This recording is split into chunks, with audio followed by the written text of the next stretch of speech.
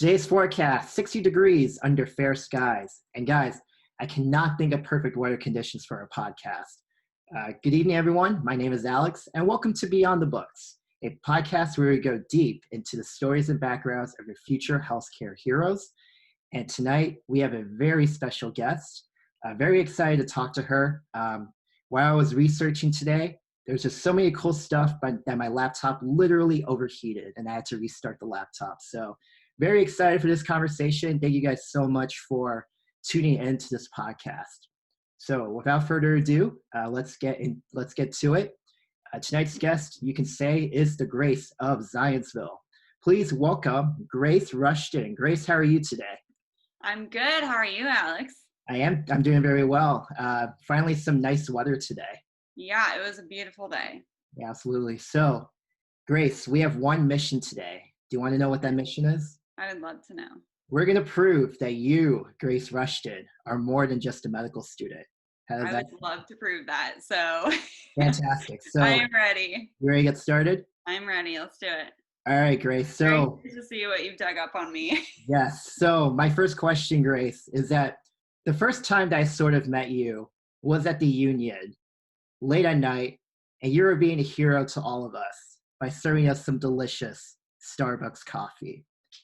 And interesting fact today, Grace, I actually just signed up for Starbucks rewards today because I haven't gotten Starbucks during this entire COVID-19 pandemic, but like the only way I could order ahead on like the phone app was to sign up for Starbucks rewards.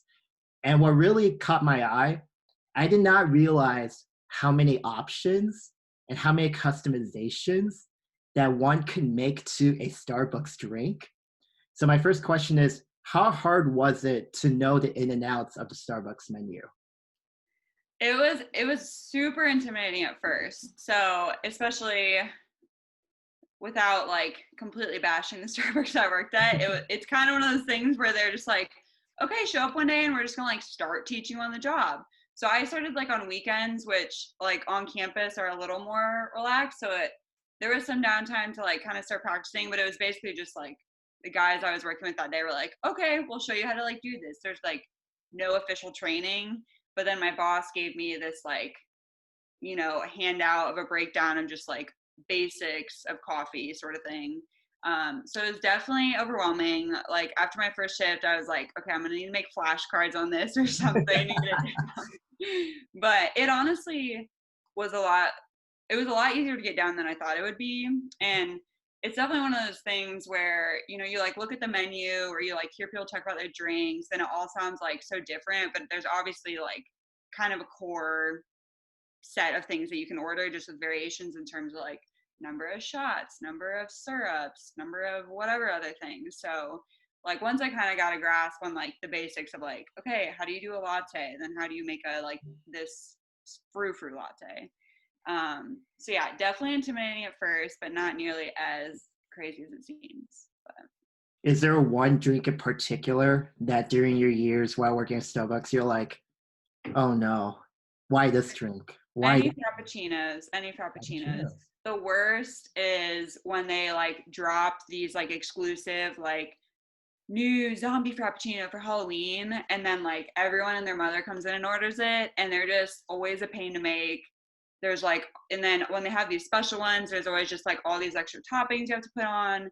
But frappuccinos in general just like take the longest to make and the most annoying. So that's like kind of the universal, I don't know, like every barista's least favorite drink. So what makes it so hard to make a frappuccino? It's really like, if I explain it right now, you can be like, that doesn't sound that bad. But like, it honestly is just like, it's messier because you have to use a blender so you're not using like the actual bar. And then I think like, again, it sounds stupid, but like the blender takes a minute to mix and stuff like that. And then I don't know, they're definitely just messier. Yeah. And I think it's just like one of those things, I don't know, once you get kind of like into the coffee world, you're like, I want people to just drink coffee, not these freaking like sugar smoothies. So got you. Well, speaking of frappuccinos, yes. So I Googled like Starbucks craziest drinks ever. Okay. I found 3 frappuccinos that I thought sounded a little bit unusual. And I'm going to show you a picture of them. Okay. And I want you to tell me if, one, you've ever made it before, and Okay. two, if you have tasted it before, would you give it a thumbs up or a thumbs down? How does that sound? That sounds great. Let's do it. Okay, so let's do the first one here. I'm going to pull up a picture of it. Well, let's see if you know it just by what it looks I was like. gonna say, You know. so you're gonna quiz me. We'll see. It's been a couple years. Well, actually, no. It has my pictures have the name on the top. So Okay, good. I can't actually be quizzed. All right. This is called, I think, the unicorn. The unicorn, yep. I definitely recognize that one. Yes. So this has pink syrup, something called a sour blue syrup, mango syrup, and blue drizzle. Yeah. See, like, doesn't that just sound like not fun to make versus just like pouring espresso shots? Yeah. Is there like a specific order they have to put all of these syrups and little Yes. drizzles? Yeah. So that's like a lot of these special ones that they'll do for like holidays or stuff. We'll get a bunch of new syrup. So it's just like you're not used to them, and sometimes they'll be like different consistencies. So like the first couple times you make it, you have to kind of figure out like the just unique features of that particular drink. But I feel like most of them you have to just add a bunch of different syrups, which is why they taste so freaking sugary. But Has a customer ever like called you out for like putting the wrong order of syrups or whatever? wrong order of syrups? No, I don't think. I mean, I've had people call me out on a lot of things, and at the beginning, a lot of times it was justified. But then, like once I like got like decent at it, I was like, I promised you that I made this like no whip, no foam, whatever, like, you know. And then people are still like, well, I want it remade. And I'm like, okay, well, I have like 45 other drinks to make, but yeah, let me remake it, even though it was right. It's going to taste the exact same, but Right. yeah. But no, I never met anyone that was particular enough to be able to tell order of syrups, but. Got you. Would you give the unicorn frappuccino thumbs up, thumbs down, or how would you give this one? I mean, honestly, most of the fraps, I'm going to go thumbs down, but this one for sure, thumbs This down. one's for sure thumbs down. There was just a lot of flavors going on, and yeah, no flavors that I love. So mixing them together did not help. Makes sense. The sour blue is what throws me off. It's like I can't imagine a sour frappuccino. Yeah. All right, Grace, are you ready for the next one? I am. All right, so this one to me, because I'm not a big frappuccino guy either, Okay. but this one does actually sound really good. So I want to get your take Okay. here. So let me get this one up here. So it's a birthday cake frappuccino, which I think is like a standard frappuccino, but you can request to mix a Starbucks cake pop into the. Okay. I have never made that and never seen it. See, that's the other thing, is that everyone will come in and they're like, that, like, because there's this idea that there's like a Starbucks secret menu, and I'm like, there's no Starbucks secret menu. If you like come in and tell me mix these things together, I can mix them together. So that was another thing when people come in and are like, well, you don't know it, and I'm like, no, because it's not a real thing.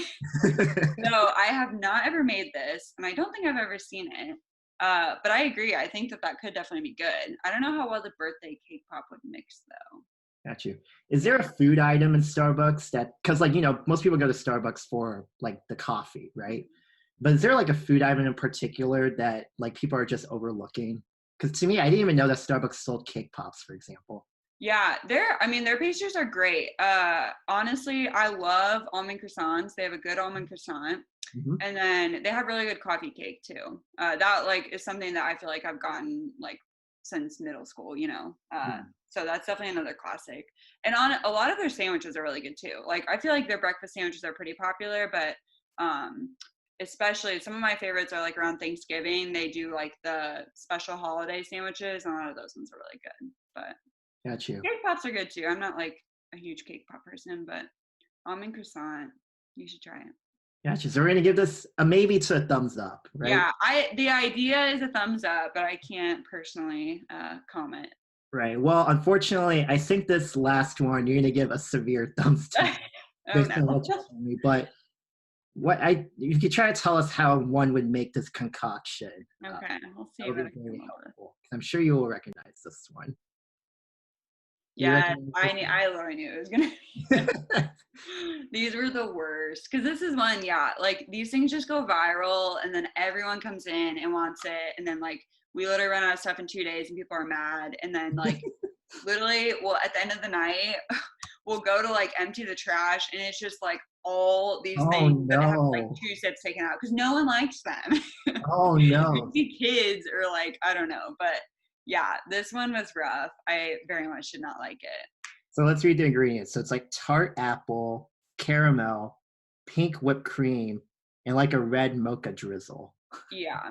So that's, yeah, it was kind of like the caramel apple flavor was like its main flavor, I guess. Which I'm not a huge caramel apple person, so that didn't help. But yeah, like how we had to make like the pink pink whipped cream separately, so that was always a pain. And yeah, again, just kind of a lot of gross syrups going together that I would not personally pick.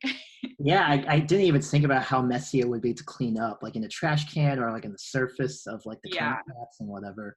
especially when you get moving fast, which where we are, it was always fast moving. So So we're gonna give this a severe thumbs down. yeah, definitely thumbs down. Got you. All right, so Grace, thank you for going through those Starbucks drinks with me. You're welcome. But now we're gonna plunge even more in the past. Are you Oh ready boy, for this okay. adventure? Grace Rushton, what do you remember about running for the 4-H Fair County, Boone County Queen back in 2013? Taking Alex, I knew this was gonna happen. Yes, I did a pageant once. Yeah, tell me about it. What was it like? What was the So experience? yeah, so I had been involved in 4-H for like, I think that was my last year of 4-H. Oh no. There you are, and Yeah, so I had been involved in 4-H for like, I think that was my 10th year. And so every year they have like the county fair pageant, and I it sounds like a cop out, but I honestly did get like asked to do it because I don't know, they try to get, a good variety of girls and that sort of thing. So I got asked to do it, and I was honestly just kind of like, that sounds like something fun to like say I've done. So I went for it, and it honestly was a super fun experience. It was like, I don't know, like some of the girls definitely took it very seriously, but for me, it was like a pretty low stakes, just like fun thing to do. But yeah, got yeah. you. So, okay, so I went to the website of like 4-H Fair Queen, whatever. Okay. And like there's 3 components of the competition. I kind of No need more, swimsuits. right. I need more explanation here because like it's very vague and I don't know. I just don't understand how they would judge like this character trait. Tell me what it says, because I honestly don't remember. So, Like the I had a suit. I knew I had to wear a suit and then a dress. gotcha. And then there was like a question portion, except they literally asked me like one question, I think, on stage. Gotcha. And they like told me it like before the show started. Okay. Yeah. So Or, there's 3 components were poise, personality, and ability to converse. I feel like I shouldn't say bad things.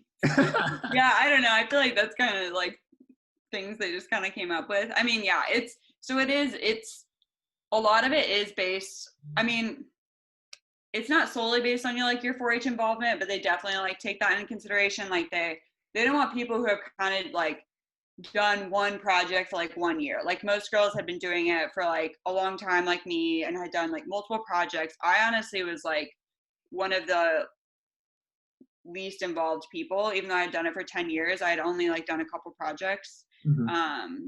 So yeah, so they like the question I remember I got, and most of the other girls' questions were like related to your 4-H experience. And yeah, I think, yeah, I mean, otherwise we had to walk on stage. Like, I don't know. I guess you show your poise about how you walk on stage. I don't know how I showed my personality, but yeah. Yeah, but you did it. I did it. And then I was on the court. I didn't win.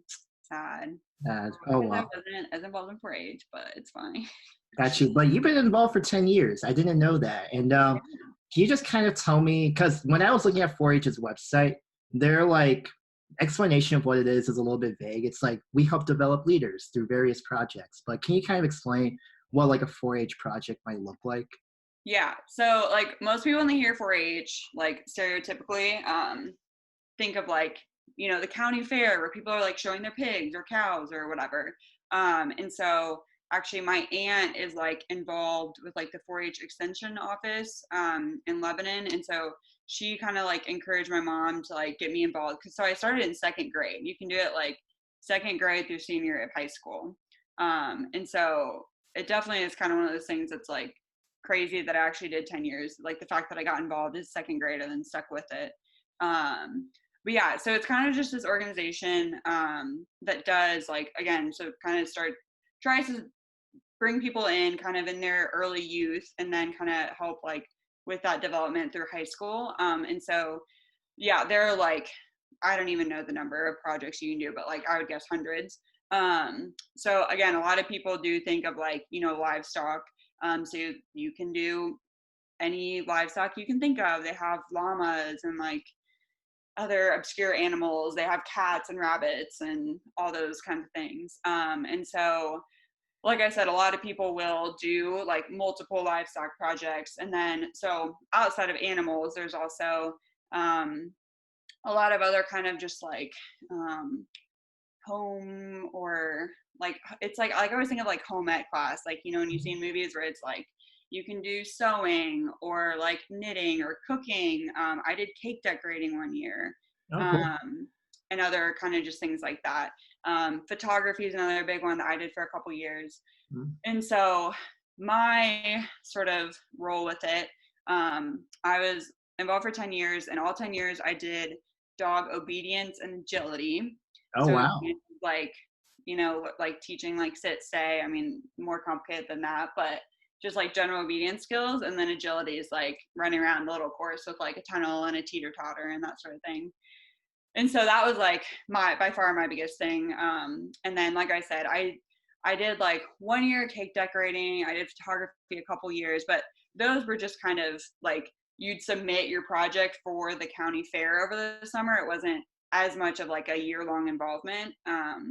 But like for the dog obedience and agility, I drove out to the Lebanon Fairgrounds once a week for obedience, once a week for agility, like March or February through the fair at the end of the summer. So not a true like year-long commitment, but like a very kind of regularly involved thing. So yeah, again, kind of like one of those things that's weird to look back. And I mean, I know how I got involved, but I'm always just surprised looking back that I like did stick with it for that long.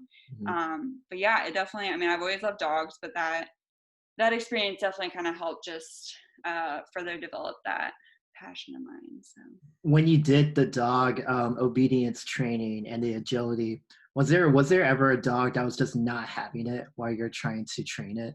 One of my dogs or one of like anybody's dogs? Yeah. My dogs, so I trained a total of like 3 dogs. And so one of them I did all 10 years, and he was like the best dog ever and like very obedient. I think especially like, you know, once you do it with him for 10 years, he's like, okay, like I get this. I know like what you're expecting me, that sort of thing. The other 2 were fine. I think I just didn't like put in as much with them. Sure. But there were definitely, without like saying my dogs are great, but there were definitely a lot of other people's dogs who weren't having it at times. Especially, I mean, again, yeah, if you like, it's so funny. Like once I had gotten to like my more advanced years, like, you know, there are these little second graders like bringing in their new puppy, and it's just like, okay, clearly that's not going to go great versus me, like the senior who's like had this dog trained for 10 years. So yeah, there are definitely a lot of, and it's also hard when you bring them all together. Like some dogs just can't focus with like so much stimulation of other dogs around them, like when we would go to practice. So yeah, my dogs overall were pretty good, but one in particular, so. Yeah. Grace, so it seems that like you've got a lot of skills and leadership from participating in things such as 4-H. And one of the things that where these leadership skills may have carried over to was during your days at Indiana University Dance Marathon, which I know is a cause that was very near and dear to your heart during your undergrad years. But to kind of set the background to the listeners who don't know anything about IUDM, could you explain what IUDM is? Yeah, so dance marathons are kind of a thing that are across the country, both like at the high school and then college level, as well as, you know, I think other random kind of smaller organizations will sometimes have their own. But so the idea is that you most will have kind of, some sort of like year-long fundraising effort or like a extended period of time to raise both like funds and just general awareness and support for a selected children's hospital. So like IU Dance Marathon supports Riley Hospital in Indianapolis.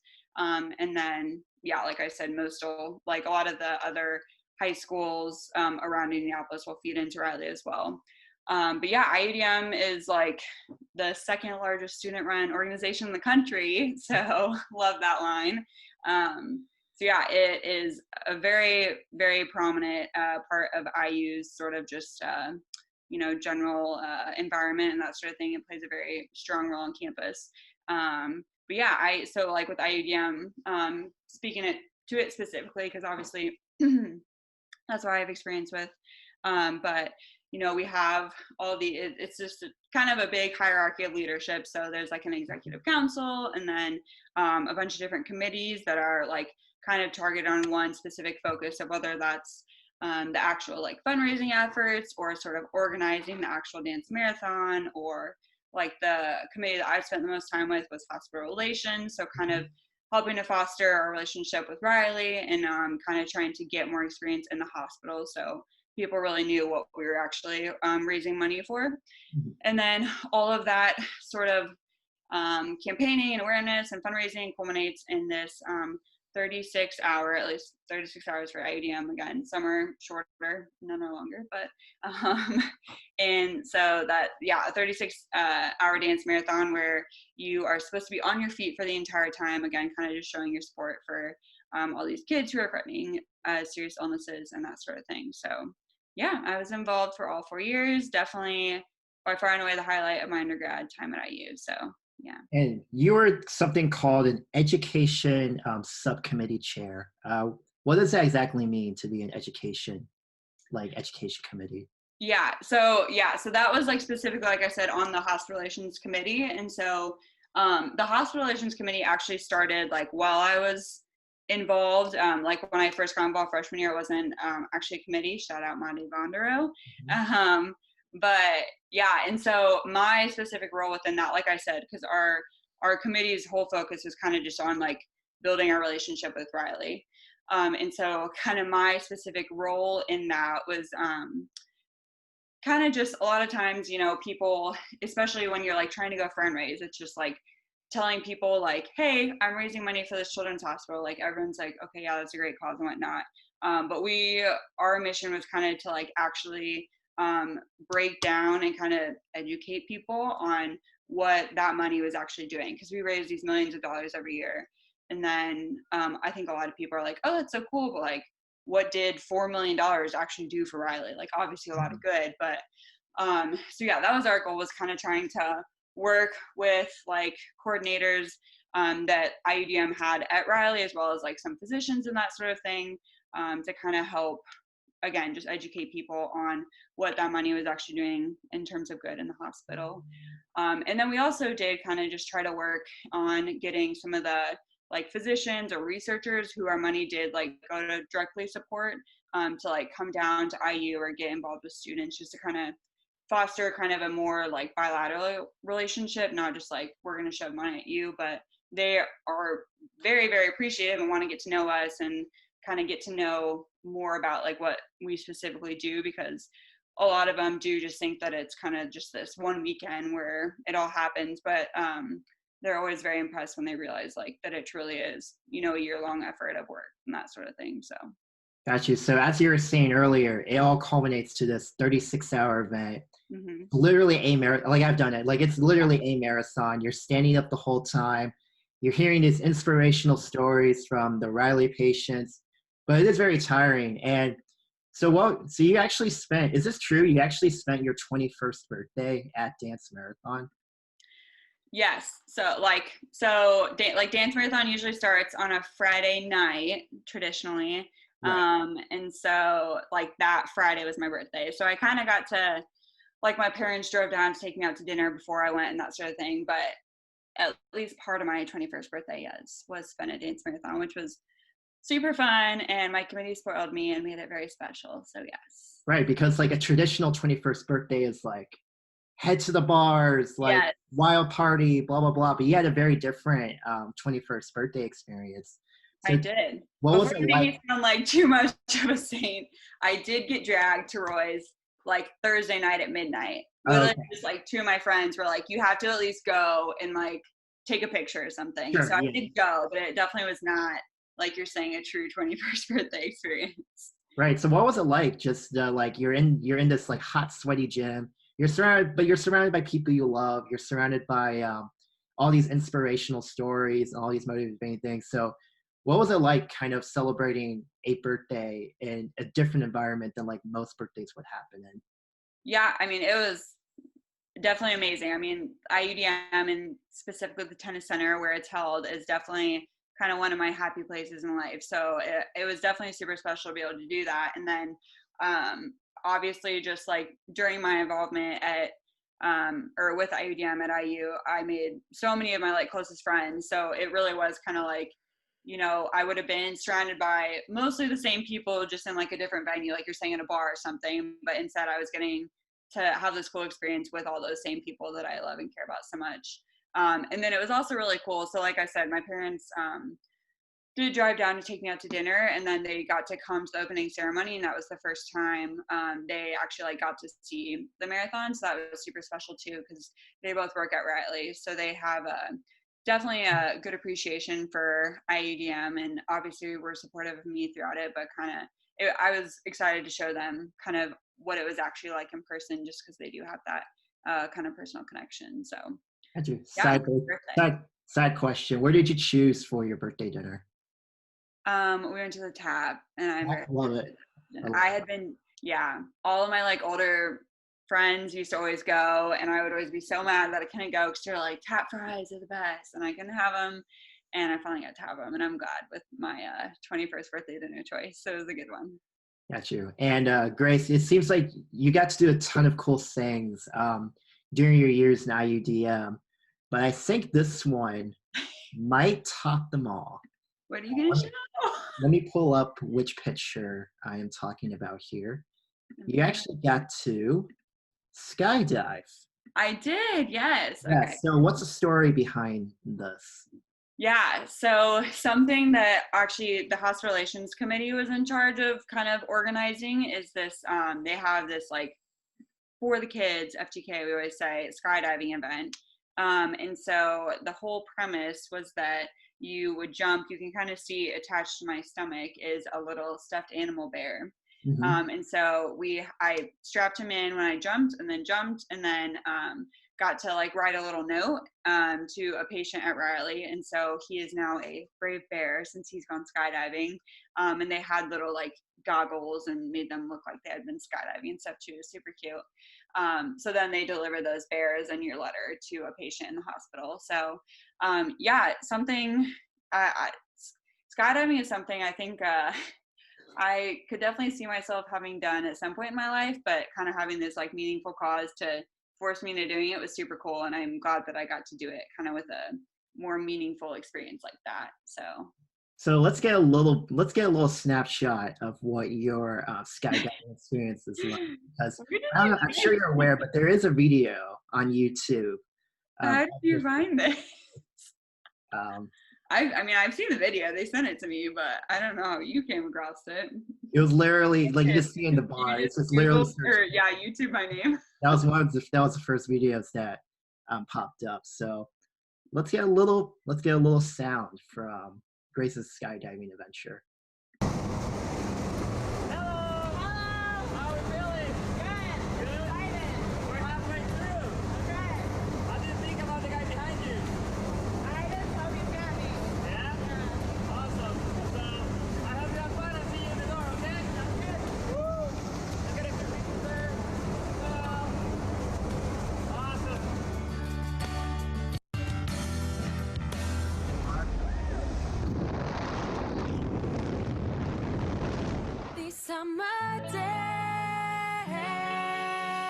All right. So what were you thinking right at this moment? Do you remember what you were thinking? I think I was definitely like I mean, as most people will say, like you get on the plane and you like have to fly up and like circle around, and then like other people jump out before you, and you're just sitting there like, can I go yet? I'm like overthinking it, and so I think I was definitely just kind of like, okay, I can finally do it. Like I definitely was excited. I remember being excited, but I think more just excited that like I didn't have to keep just sitting there being nervous. Right. When I did this, like, because I did this too one of the years, and I made the mistake of looking down, Oh and yeah, I saw that and my mind just went completely blank. really, And yeah. the second mistake I made was that like my like little, because you see you're wearing The glasses, so goggle things, yeah. my goggles were like not tight enough or something. Mhm. So when I was just Really flying fly. down, all that air just kept like getting trapped. Onto Yeah, my eyes, just keep hitting my eye. yeah. Days never coming down.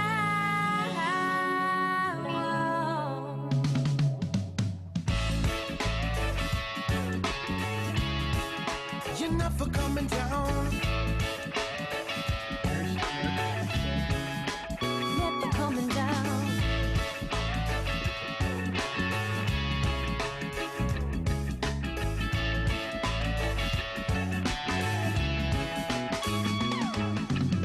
Snowflakes in my mouth when I'm yawning. Not a pleasant way to wake up in the morning. She called me on the phone to tell me let's go.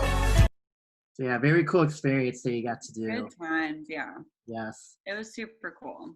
So one of my final questions about IUDM for you is that like, when people hear about IUDM, like people think Riley Hospital for the kids, Hmm. all the money we raised, so much and so forth. But like, I'm sure you feel this way too, but I've learned so many life lessons during my time on IUDM. I think the biggest one for me was like how cool that people from different backgrounds all get to come together for this one cause. And it just Hmm. shows, for me, it really showed like just the power of like multiple people like getting together for a cause. I don't know, do you have like, what was like the biggest life lesson you learned from your years during IUDM? Yeah, I mean, I think that's definitely one of my go-to ones too. Just that, like, like we always say, but like the small group of like college students can like come together and raise freaking $4 million.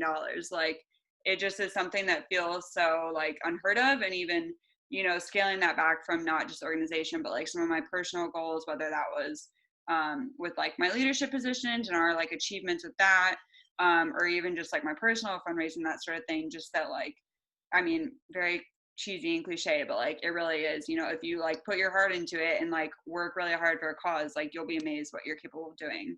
And yeah, I mean, yeah, I could spend an hour talking about life lessons from my UDM, but yeah, definitely a lot about kind of just like that teamwork and people coming together for just like such a good common cause. Got you. Cool. Well, it's awesome what your committee did. It's cool. I was on recruitment. Like I had an awesome experience too. So definitely happy Yeah, memories from those times. a lot of IUDM love, that's for sure. Absolutely. So, Grace, Indiana is not the only place that you have ridden airplanes. You're very well traveled. You've traveled to a lot of different countries, sometimes with your family, sometimes with your friends. I've seen like England, Ireland, those kind of countries. But I think the most interesting adventure will probably be your not one, but two times in Eldoret, Kenya. So you went once in 2013, and then you went another time this past summer of 2019. So could you briefly explain like why twice? Like why did you go the first time and why did you go the second time? Yeah. So the first time I went with my dad, who's a physician. And so, yeah, I'm sure we'll get into it, but my experience there is obviously in like a, healthcare setting. And so he was going because, so he actually is a program director for a residency program. And so he will send some of his residents over there to kind of do a rotation, and then he'll help host some of the Kenyan residents that want to come to the US.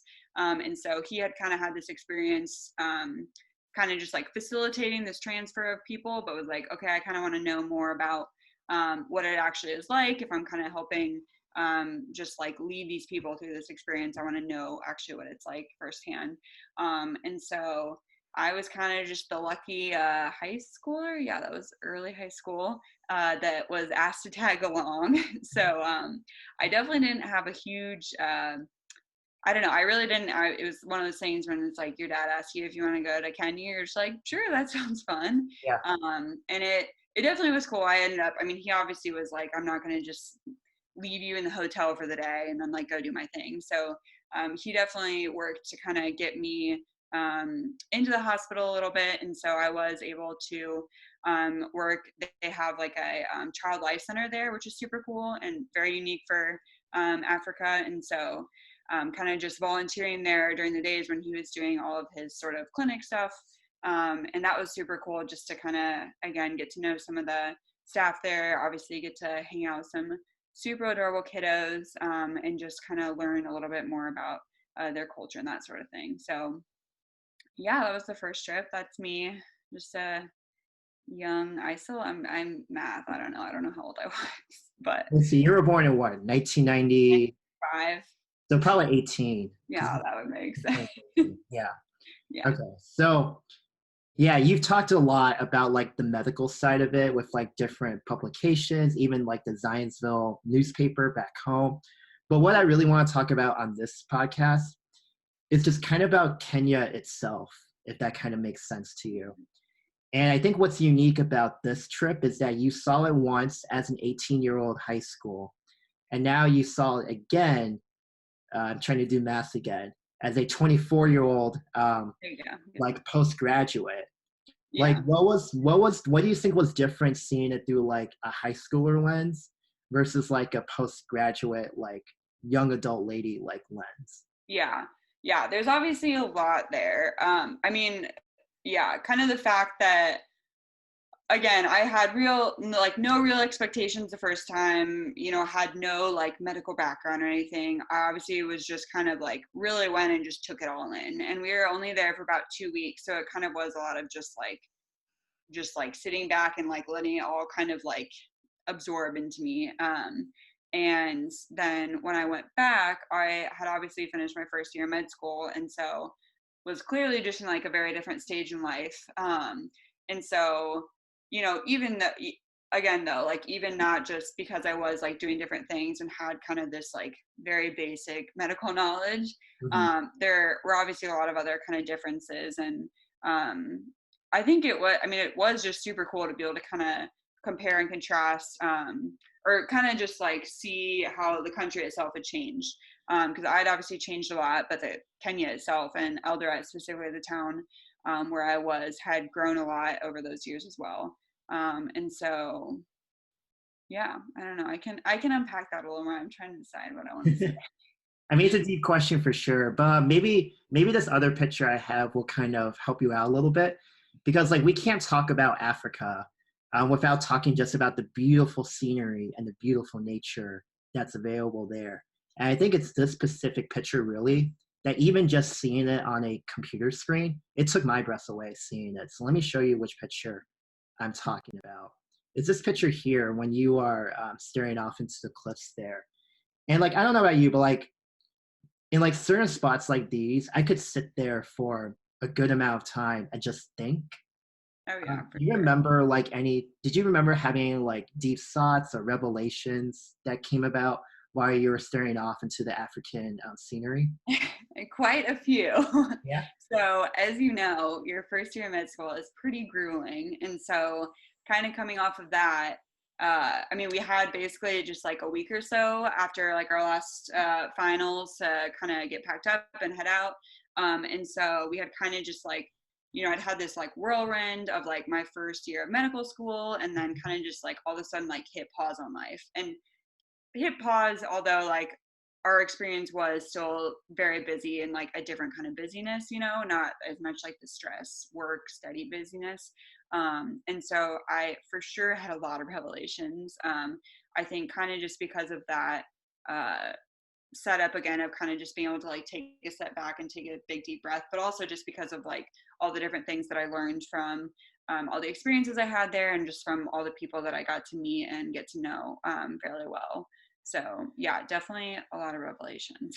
Yeah, like maybe like gratitude, thankfulness, those kind of things. Yeah, I mean, very cliche. Like I went to Kenya and learned like how simple life can be, but like it really is. And I mean, I think about it all the time, especially in this like pandemic and like kind of just with the craziness of all that. That it's just so easy to get wrapped up in so many different like stressors and just getting overly, worked up about all these little details of things. And I honestly have a lot about kind of my time in Kenya and the things I learned there over the past few months. Just it really is kind of just a choice that you can make. That like obviously life is gonna be complicated. There's gonna be hard things and that sort of thing, but you always are able to kind of choose how you respond to that, and you can kind of just choose to have a simple attitude about life and just do your best to enjoy it, even with all those crazy hard things that it may throw at you. So Well, Grace, where is next on your travels? Let's say like time doesn't matter, like airfare cost doesn't matter,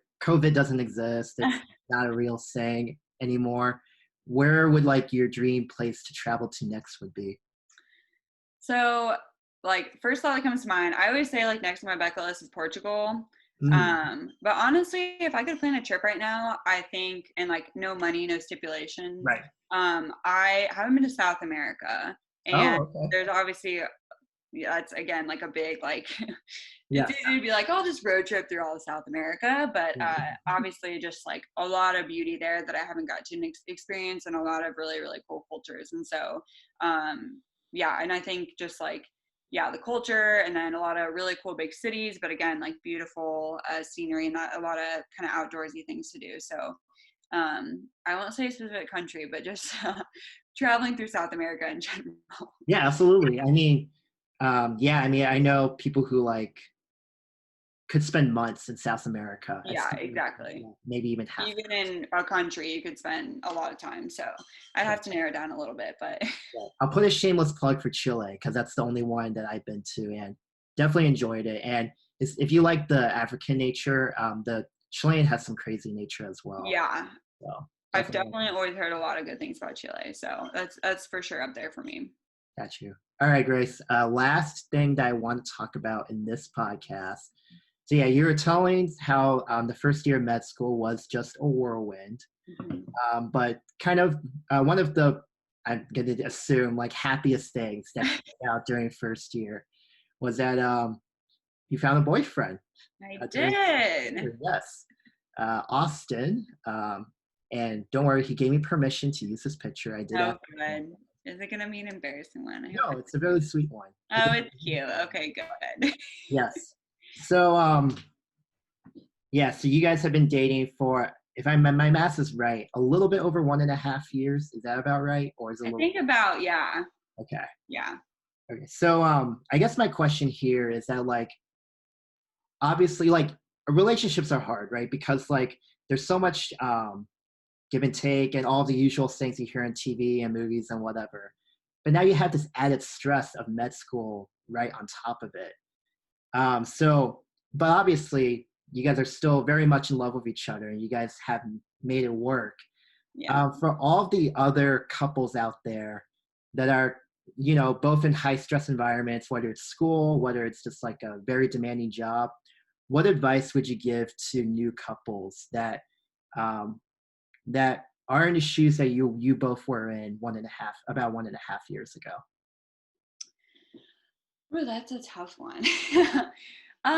Yeah, I mean, so I guess I'll start by saying, like, yeah, I mean, I know, like, I'll speak for him, but I know we both definitely, like, came in very, like, again, cliche, but, like, not, like, looking for a relationship, like, wanting to focus on high school, blah, blah, blah, blah. But, and so I definitely was like, there's no way I can, like, handle, a new relationship on top of all this other stress. But I think that, I don't know, it definitely was just, like, a good, actually stress relief to kind of just, like, have this person to kind of, like, get to know and start to have, like, these new experiences with. And then also I think, I mean, I always say, I honestly think it's like, I would need to give advice to someone in the opposite position of, I have a lot of friends in med school who are dating someone that's, in more of like a 9-to-5 job, and they just like their significant other doesn't really understand the stress and just kind of the pressure and all those other things that go into med school or any other like high stress position or job or what have you. And so I honestly just found it kind of refreshing that it was like, even very early on in a relationship, it was like, okay, Saturday night, like, yeah, we may have to just sit and study together. And then like, maybe watch a movie after, but like a lot of times, it is just like, no, it's the weekend. Whoa, don't get too crazy there. Yeah, exactly. exactly. So yeah, I don't know. I like almost, like I said, would say that I personally feel like it has been a little bit easier that, and I think it's obviously slightly different for us that like he just like kind of knows my stress because he's experiencing it versus if he was doing something different that was also stressful because maybe we wouldn't fully understand if we didn't spend more time like talking through it. But yeah, I think that like we both just like find stress relief and kind of like helping support the other person, and that's just like kind of been a good way for us to kind of both being able to like try to put your energy into helping someone else like helps you kind of focus on yourself inherently, because if I'm telling him that he needs to like take a break and like go for a run or go get some ice cream or something, it's like, okay, well, I'll go with you, and that's like helping me take care of myself. So yeah, it definitely has been the biggest blessing in disguise that I thought that I would never be able to handle that, but now it's I can't imagine like having to go through all that without his support. So if you can give me one, maybe two qualities of Austin that makes you love him so much, that's too hard. What would it be? So many. Something that I always remember, I know my mom, after the first time she met him, yes, her two specific qualities were, she was like, he's so positive and down to earth. And I definitely think, you obviously know him well, I think those are two definitely very good descriptors. I mean, he's like one of those people just that like if you've met him, you just like know how genuine of a person he is, and that has just like been so apparent even just like since the very beginning of our relationship. He just like truly cares very deeply about like anyone that he meets, and it's not just the people that he's closest with, it's just like a stranger who meets on the street or that sort of thing. So yeah, but he's also got just a great attitude on life, and it's been super cool again to have that kind of just to always lift me up throughout all the craziness of med school. He always kind of just has that extra positive perspective to chime in with. So yeah, forget high school sweethearts. Med school sweetheart. Med school sweetheart. That's where it's at. Absolutely. Well, Grace, this has been a nice, good interview. Yeah, this has been fun. Yes, absolutely. I'm so curious to see what you're going to dig up on me, and now I know. Of course. Well, it's whatever the social media profile. Yeah, that helps. Yes. You've been a great guest, and we definitely have to do a part 2 because, believe it or not, there's so much more I could ask you, but we just can't fit it all in one of these podcasts. But I just want to thank you so much for being on this episode. I hope you had as much fun looking back down memory lane as I had researching these stories. I definitely did, yeah. And if you ever want that second episode, I'm down. This has been fun, so thank you. Of course. All right, guys. Thank you so much. I think that's going to wrap up this podcast. Tune in next time when we go deep into yet another healthcare hero story. And guys, we did it. We proved one thing today. We proved that Grace Rushton is more than just a med student. Have a good evening, everyone. That was great. Yeah, that's of course. Have a good evening, everyone, and hope to see you soon.